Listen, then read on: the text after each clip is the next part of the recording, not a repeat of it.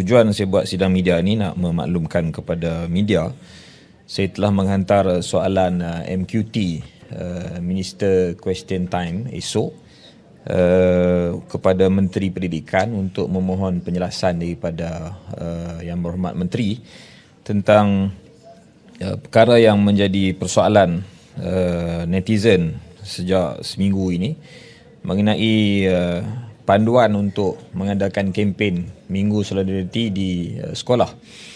Yang menjadi persoalannya lah pada perkara nombor 6,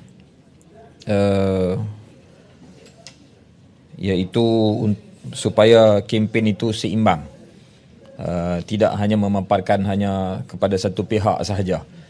Jadi sedangkan dalam Minggu Solidariti Palestin ini, pendirian kita jelas untuk mendukung dan menyokong perjuangan rakyat Palestin. Jadi kalau satu pihak yang lain ialah Israel, Palestin lawan Israel. Jadi kalau imej yang nak dipaparkan itu seimbang, adakah pihak sekolah ataupun pihak pelajar kena juga memaparkan imej Zionis Israel? Adakah begitu ini maksudkan? Dan saya fikir tujuan dibuat Minggu Solidariti Palestin itu adalah untuk menyokong Palestin, satu pihak saja, bukan untuk menyokong kedua-dua pihak. Kalau sokong kedua pihak tidak ada makna dan tidak ada pendirian yang tegas daripada kita. Itu satu.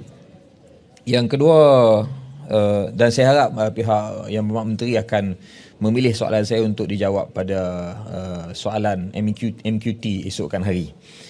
Yang kedua berkaitan dengan perkara yang sama. Saya juga didapati ada dalam media sosial juga sedang viral persoalan yang dibangkitkan, didakwa oleh pemilik akaun nama Ahmad Haris. Dia mendakwa mendedahkan pihak sekolah mendapat arahan guru tidak dibenarkan bertakbir, membuat bacaan kunut azilah dan tak dibenarkan memakai maflar dan bendera Palestin. Ini dakwaan dia, satu arahan dikeluarkan melalui WhatsApp, dan dia ambil itu daripada Facebook Cikgu Muhammad Fadli Saleh. Saya hanya memaparkan kembali apa yang mereka tulis, dan saya juga ingin memohon penjelasan daripada pihak menteri berkenaan. Adakah benar perkara ini tidak dibenarkan dalam kempen Solidariti Palestin? Mohon pihak menteri jawablah esok. Yang ketiga, yang terakhir, berkaitan dengan isu yang sama juga, terdapat kenyataan daripada seorang pemimpin DAP, iaitu Yang Berhormat Menteri Yang Berhormat Menteri Ngan Komeng KPKT. Dia membawa gambar ini dan memberi mesej sekolah bukan tempat untuk konflik, fahaman ekstremisme dan keganasan. Dipaparkan gambar ini. Adakah dia merujuk kepada pemakaian ini?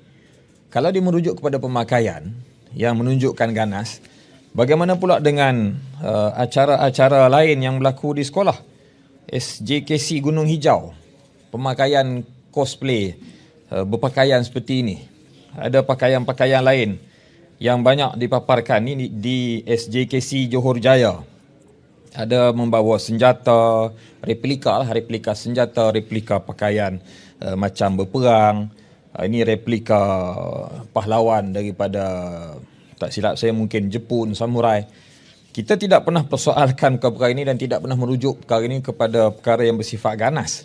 Tetapi apabila dia menimbulkan, bila kita berpakaian, pelajar kita berpakaian seperti pakaian pejuang Hamas, dia mengatakan perkara itu sebagai ganas. Apa yang dia nak sampaikan sebenarnya mesej itu? Adakah dia nak menyatakan bahawa pejuang Hamas ni ganas, pengganas? Dan dia bercanggah dengan apa yang disebut oleh Yang Berhormat Perdana Menteri dalam jawapan di Dewan Rakyat semalam. Kerajaan Malaysia bertegas menyatakan Hamas bukan pengganas.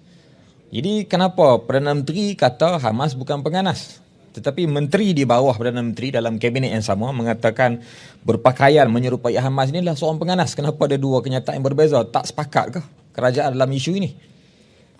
Dan saya percaya guru-guru mendidik anak-anak murid mereka untuk memakai pakaian kostum ataupun cosplay seperti ini Termasuk juga ketika hari kemerdekaan, pakaian seperti tentera, pegang senjata mainan, bukan untuk menunjukkan keganasan, tapi untuk memupuk cintakan kepada negara, memupuk rasa kebersamaan dengan orang-orang di Palestin yang dizalimi. Kerana Palestin ini bukan isu agama, dia bukan isu semata-mata isu agama, dia isu manusiawi.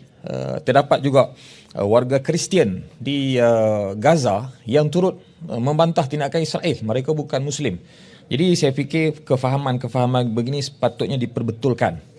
Sebagai seorang menteri yang duduk di peringkat kabinet, tidak boleh memberi kefahaman yang tak betul dan persepsi yang tak betul kepada rakyat. Dan apatah lagi pula fahaman itu bercanggah dengan pendirian kerajaan melalui kenyataan Yang Berhormat Perdana Menteri.